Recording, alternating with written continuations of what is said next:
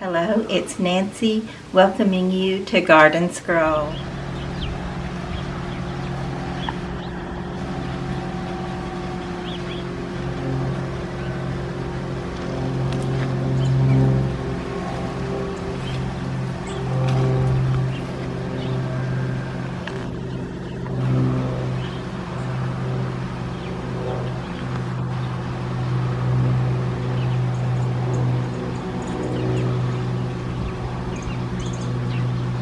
So the Thanksgiving reunion cooking has begun. I have a sheet cake in the oven, and this is going to be divinity. We'll see if hopefully I can get it right the first time this year. You'll have to look back and see how horrible last year's ended up being. I don't know what, well, fatigue and overwhelmed, which is where I am again today actually, but not quite so bad.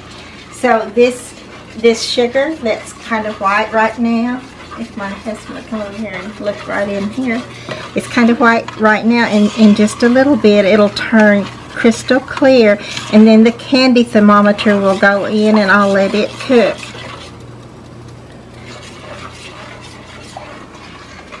So it's turning crystal clear, so I will take this spoon out and I will put this candy thermometer in, which has already been heated, so it's gonna be fine right here in this. Be sure it doesn't rest on the bottom. Be sure I can read it, and then I'll just leave that until it reaches 255 degrees on the temperature thing. And my cake turned out looking pretty good, and I'll put icing on it and it'll be ready to go. There we go.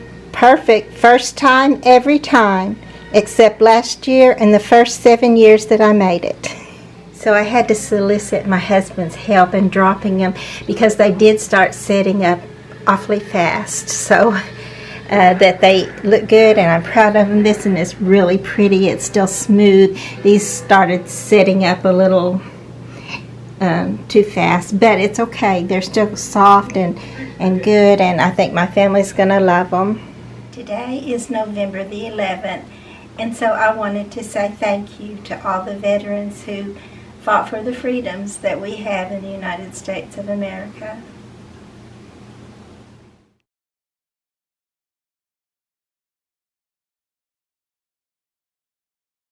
So I'm also making Jell-O jiggler leaves, which are real simple and easy to do. I just use these little sandwich size containers, and you just put 3/4 cup of hot water with one of the small packages of Jell-O, and then let it set, and then I take these out and put them all out here and just cut them out. It's a little time consuming, but the kids love it.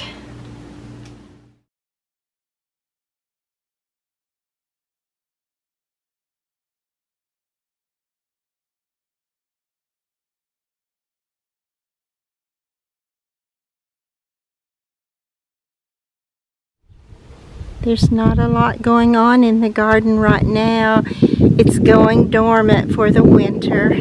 We did have some high winds just recently that took a bunch of my plastic bags off of things that I had covered. This is one of them, this little house right here. I want to cover it for protection because wood does not fare well in the garden, whereas these the plastic or the type of material that these are made out of does fare pretty well, other than it can also get dilapidated with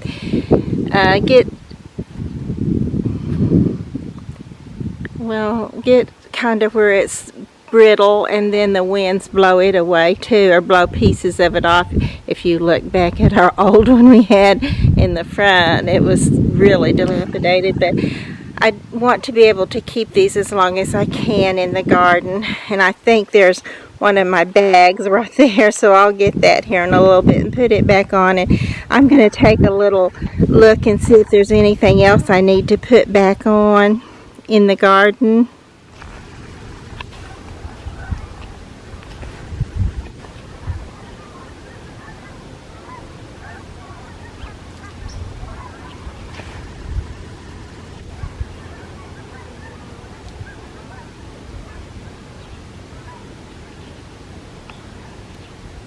don't remember if I even covered this one, and the reason being because she needs painting so much. I thought I might find the time to paint her this winter at some point.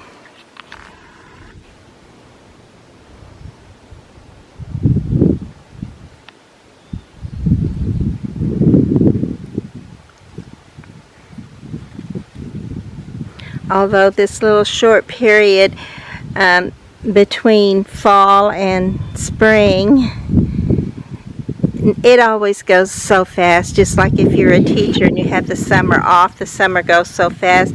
And just like if you're just have the weekends off, you know how fast that weekend goes. So that's the way winter will go for the gardener too. It'll not be enough rest before we have to get things done. But even though things are looking dead or in the process of going dormant in the garden, so much wonderful stuff is going on inside our homes at this time of year, because people are bringing out the recipe books, checking out Grandma's or Aunt Susie's recipes. We're gonna get everything going for our Thanksgiving dinners. People are putting up Christmas trees with lights, shiny bright lights, and winter is also a wonderful time, even as the garden prepares for a rest. There's lots of wonderful things going on inside our homes and inside our hearts as we rest up and get ready to do this again in another season. Look at all the wonderful coneflower or echinacea seeds that I'll hopefully be able to get these back in my garden again. And then if you look at the ground, this is where a rodent has tunneled through.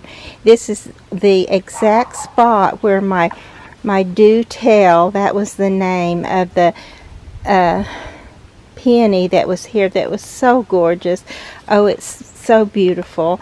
And it's gone because the moles or voles got it. I've read that if it's a mole, M-O-L-E, that they go dormant. So if it's in the wintertime, it's not a mole that's been eating or that's been tunneling through and eating the roots of your plants, but more likely it's voles, V-O-L-E-S, because they don't go dormant, but they eat all winter.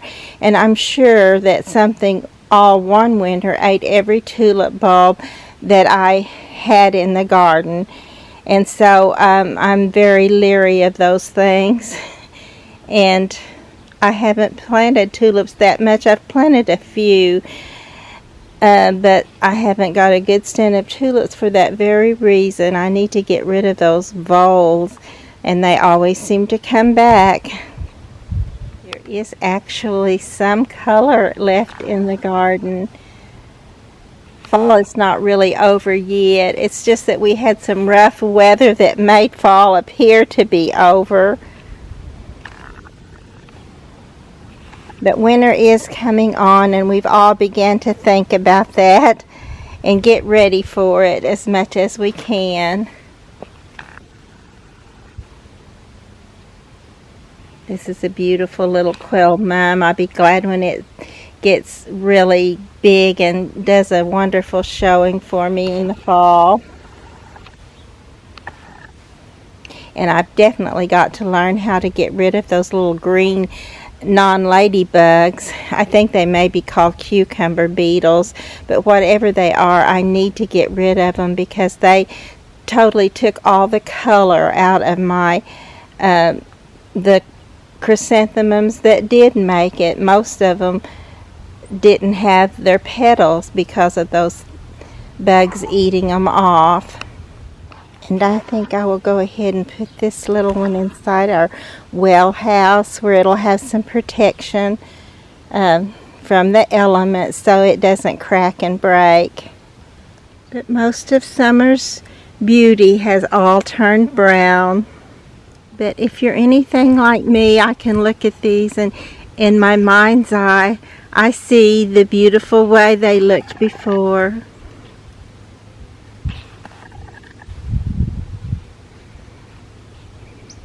Here's an example of what those bugs did to my little mums. You can see there's very few petals on that one. They should all look like this and even better. But instead the bugs just became so prolific, they just took off so much of my fall color. I would have some really pretty fall mums still to show you, but as it turned out, I don't have. But that'll be a lesson learned, hopefully, that I'll be able to figure out how to get rid of those green bugs. And if you have the answer, please let me know. Otherwise, I'll probably be Googling it before too long.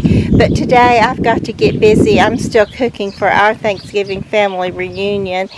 And we had that early, so I've got to get busy with that. There's a little bit of the fall color of the hardy geraniums. Sometimes they do get gorgeous fall colors. Oh, look, in the sunny spots in the garden, the butterflies are still out and about.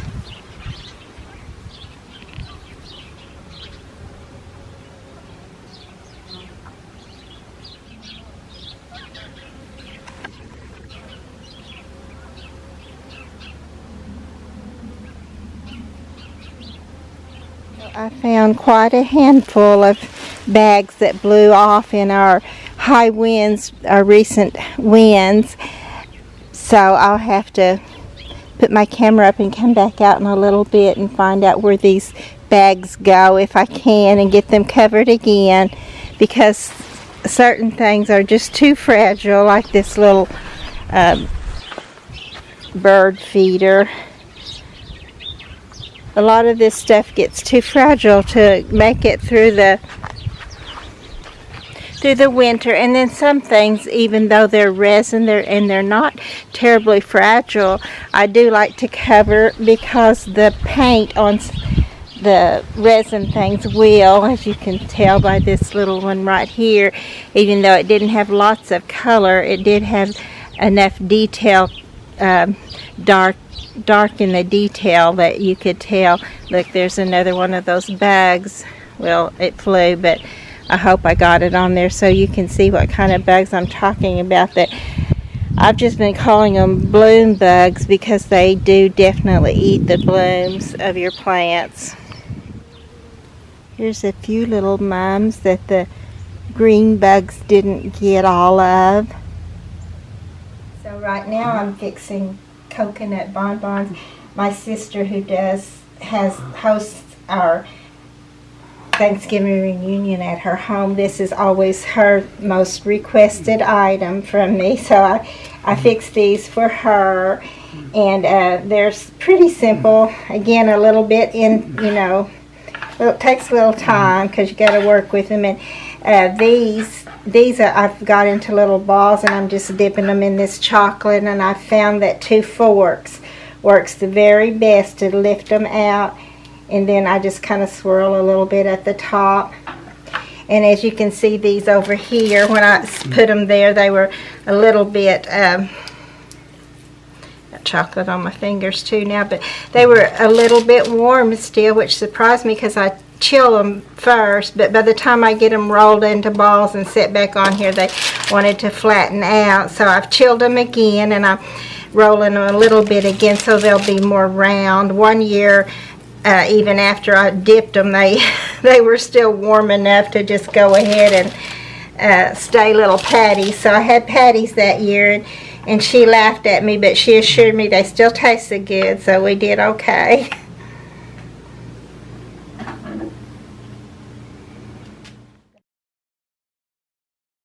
So now I've moved on to the peanut butter bonbons, which a lot of my family love the peanut butter bonbons. I think I told you last year that my idea would be just to buy some Reese's peanut butter cups, and my favorite ones are the small ones.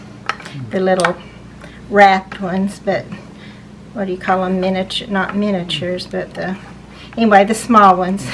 To me, they have the perfect ratio of chocolate and peanut butter, but these are homemade. My family loves them, so I'm making them for them.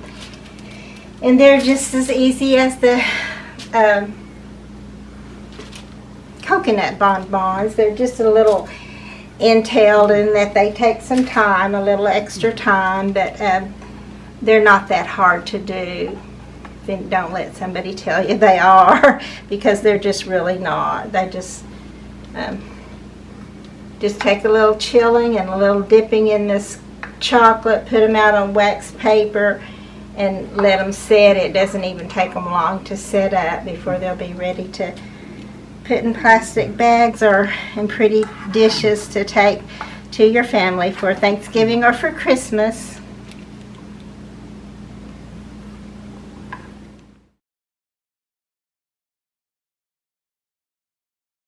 If you're enjoying going on these garden scrolls with me, please like and subscribe to the channel. Garden Scroll wishes you all a very Merry Christmas and a Happy New Year.